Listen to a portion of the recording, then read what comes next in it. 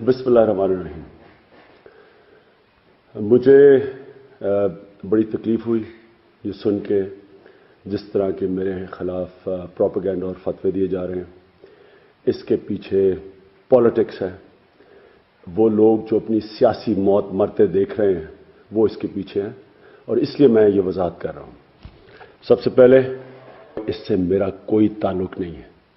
Number 2, मैं कुरान पढ़ी हुई है। मैं अपनी जिंदगी कोशिश करता हूं नबी सल्लल्लाहु अलैहि वसल्लम की जिंदगी को, उनकी जो सुन्नत है, जो हमें उनकी जिंदगी पे अपनी जिंदगी गुजारने की कोशिश करता हूं। मेरा ईमान अल्लाह पे है। मैंने कुरान पढ़ी हुई है।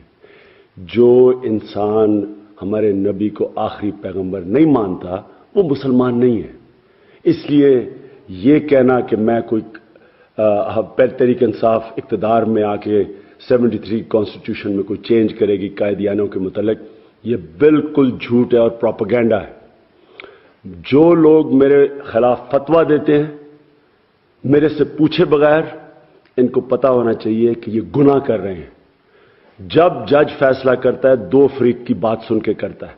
इन्होंने क्यों नहीं मेरे से पूछा? क्या इनका हक नहीं बनता था मेरे से पूछना?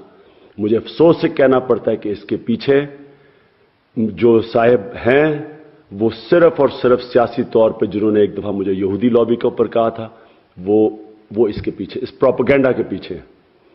मैं ये वाजे करना चाहता हूं फिर से कि मैं एक दोगला इंसान नहीं हूं। जो मैं आपसे बात कर रहा हूं ये मेरा यकीन है। विकीलीक्स ने यह कहा था कि सारे पाकिस्तानी सियासतदान अमेरिकनों को कुछ कहते हैं बंद दरवाजे के पीछे और पब्लिक में कुछ कहते हैं, सिवाय एक सियासतदान के जिसका नाम इमरान खान था। जो मैं आपसे कह रहा हूं और जिसमें एक मौलाना हजरात जो इसके पीछे हैं, उनके मुतल्लिक उन्होंने कहा था कि हमें कहते हैं कि अमेरिकन कहते हैं हमें मुझे वजीर आजम बना दो, जो काम चाहते हैं मैं आपके लिए कर लूंगा। और पब्लिक में आपका उन्होंने स्टांस देखा हुआ है। मैं अपनी फिर से क्लियर करता हूं, मैं ये किसी के लिए नहीं कह रहा, ये मेरा ईमान है। मैं अपने ईमान की बात कर रहा हूं। मैं अपनी जिंदगी ईमान के ऊपर गुजारता हूं।